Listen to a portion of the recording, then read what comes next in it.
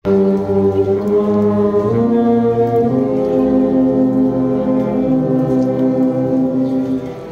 ang Paite bilang the carving capital of the Philippines dahil sa mayamang tradisyon sa paggawa ng mga ukit na gawa sa kahoy na nagsimula panahon ng mga Kastila.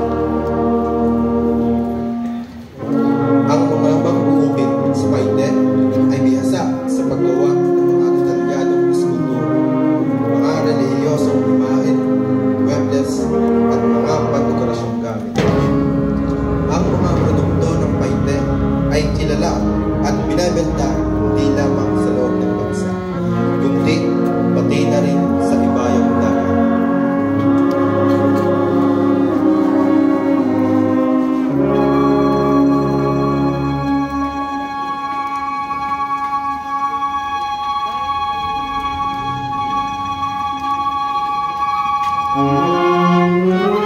Bukod sa pagiging sentro ng sining, kilala rin ang Paite sa likas na ganda nito, tulad ng mga tanawin na mga lawa, bundok, at iba pang napakagandang kabaligyan.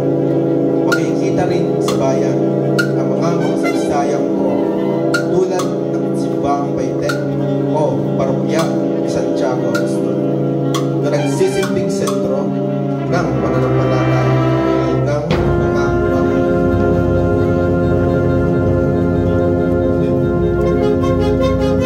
Ang Panday ay tumutukoy sa mga biyasang paggawa ng mga magbitakbaran at mga tutunsin ng sikat. Habang ang Paite ay higit na kilala sa tradisyon ng paggawa ng ukit na kahoy.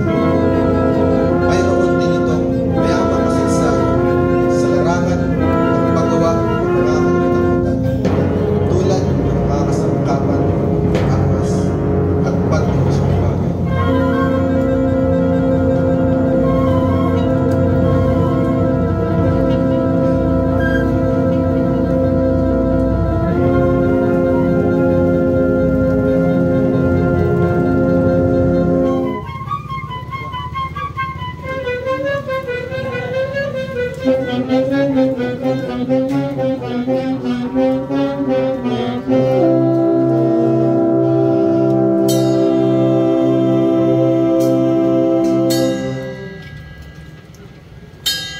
Sa Paite, ang sining ng Pandayan ay ipinamamana mula sa henerasyon patungo sa susunod.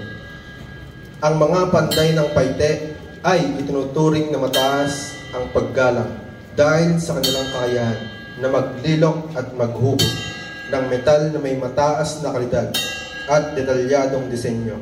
Lalong higit ang kasangkapan ng mga mag-uukit ng Paite, ang pang-ukit.